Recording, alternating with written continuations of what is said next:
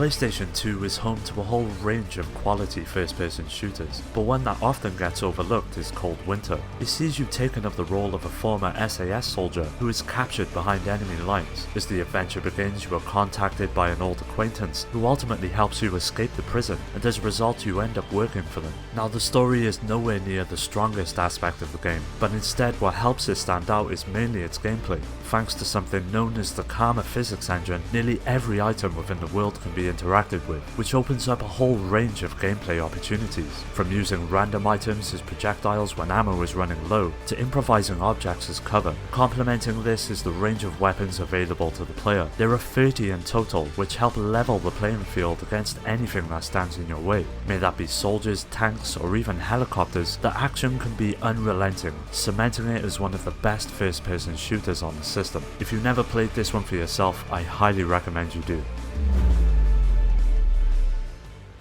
Extermination is a survival horror game that puts players into the shoes of Dennis Riley, a US Marine sergeant who is tasked with answering a distress signal emanating from a base located in the mountains. Now, what makes it strange is that the call asks for the base to be destroyed by an airstrike, but before this is carried out, Riley's team is sent in to investigate instead. To be honest, the narrative is actually quite decent, and soon becomes one of the better aspects of the adventure. From a gameplay perspective though, it's a bit of a mixed bag. If you're at all familiar with the likes of Resident Evil, you'll know what to expect from the get-go, with its huge emphasis upon rationing items and ammo, as well as the use of fixed camera angles that obscure the view and add to the tension. Due to the enemies found throughout it, the player not only has to worry about their health, but also something known as their infection rate. Upon receiving damage, the infection rate will increase, and if it reaches 100%, your health is cut in half, and is then constantly drained until you can locate a specific item. This aspect alone adds an extra layer of tension to the proceedings,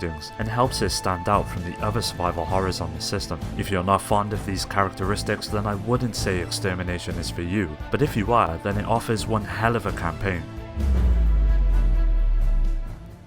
Soul Nomad and the World Eaters is an SRPG with an insane attention upon customization. At the very beginning of the adventure, you get to choose the name as well as gender of your character, and set out to bring balance to the kingdom after centuries of turmoil have passed. The main crux of the game sees you building a party of formidable heroes that you find throughout the land. In order to recruit them to your cause, you essentially have to buy them by using something known as gig points. There is up to 25 different character types that each fulfill a specific role for your squad. For example, there are those that can increase the effectiveness of specific spells, or those that grant bonus damage to physical based attacks. Finding and nurturing each of these types is essential to overcome the trials that lie ahead and provide new ways to approach each battle. The battle system is turn-based in nature and revolves around a grid-based formation that the player can set. Each of your characters can be placed into these formations or squads, and their position plays a huge role in their effectiveness on the field. By placing a fast character such as a bandit as your leader, you may receive more turns per round than a slow leader like a mage. It's a really interesting setup that allows for a whole range of experimentation and really comes into its own towards the latter part of the adventure, so if you're fond of SRPGs, Soul Nomad is definitely one for you to check out.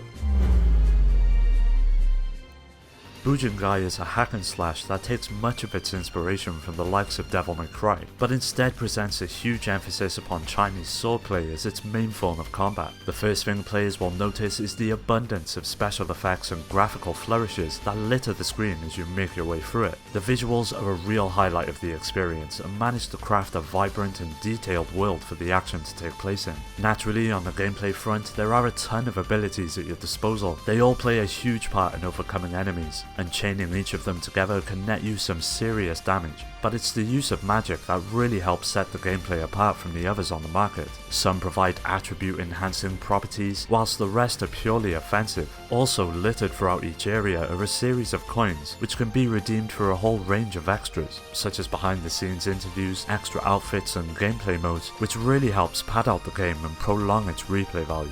If you're a fan of the genre and have exhausted the usual suspects on the system, Bujingai would make a welcome addition to your library.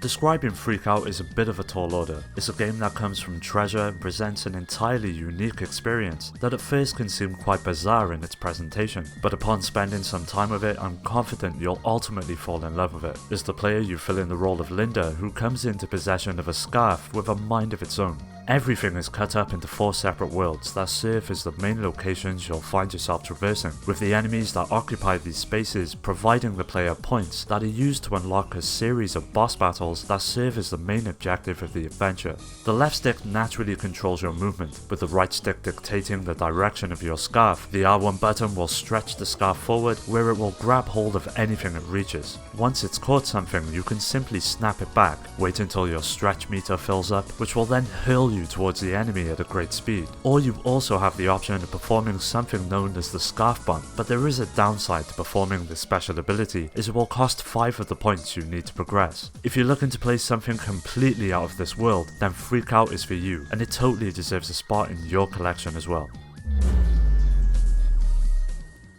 Skygunner is a third-person shooter that primarily takes place in the clouds. It allows players to choose from one of 3 characters that each present their own slightly different story arc, as well as their own gameplay style, which makes playing through them all an absolute must. Now there's around 5 stages for each of them to go through, which all differ in length as well as difficulty, and possess a real challenge for the player to overcome. Of course, you have a whole range of options at your disposal to make every encounter more manageable. Firstly, you have your standard machine gun, as well as secondary weapons such as pumpkin bombs and missiles that all pack a real punch. Simply taking out every enemy is not the only objective though. The main goal of each level is to rack up as much prize money as you can by stringing together hits to form chains. This money can then subsequently be used to unlock new engines for your plane, as well as new weapons that will give you an extra edge during battle. Another aspect of Skygunner that needs mentioning are the visuals. If you are at all familiar with Studio Ghibli, then the visual style that is deployed will be instantly familiar. It manages to capture the essence of the films that have clearly inspired it, and helps the overall experience come to life unlike many other games on the system. Skygunner is an absolute blast, and in my opinion one of the finest shooters available on the PlayStation 2,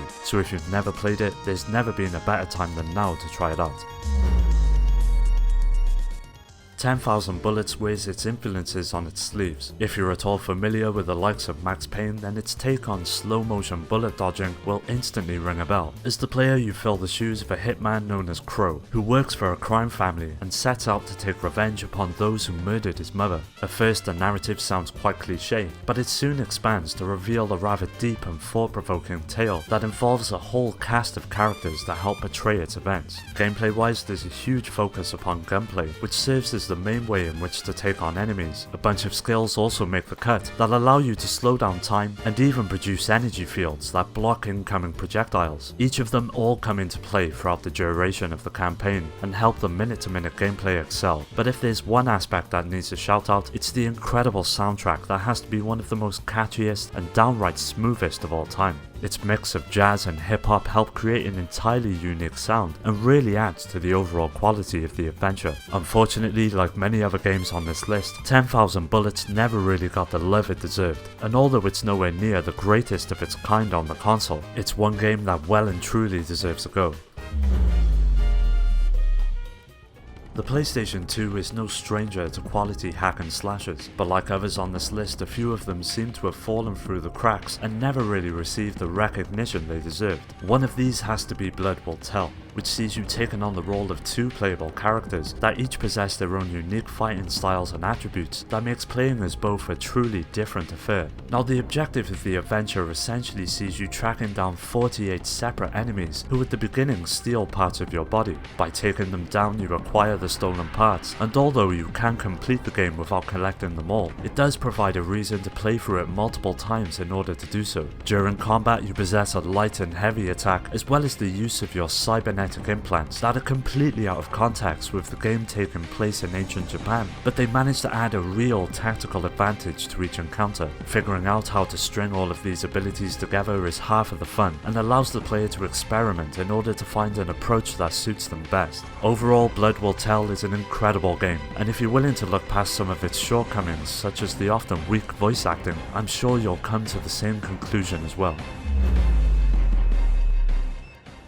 Steamboat Chronicles sees you assuming the role of a young man known as Vanilla, and taking part in a quiz right at the start of the game determines your personality and traits for your character. This is the main facet of the adventure which really helps it stand out. There is a real freedom in the game's narrative, and it presents many dialogue options that have the potential to steer the story in many different ways. Now, the game all revolves around the use of machines known as trotmobiles. They serve as your main means of transportation as well as combat. Each of them possess a wide array of weapons and abilities that help in taking on rivals as well as solving various environmental puzzles throughout the adventure. Outside of combat, music manages to play a huge role, which will see you managing your own band and performing concerts for the locals that play out in a dance and rhythm style system. It's a pretty cool inclusion that soon seeps into various aspects of the story and results in some of the game's finer moments. If you've never heard of it and are looking for something new to get into, Steamboat Chronicles will not disappoint.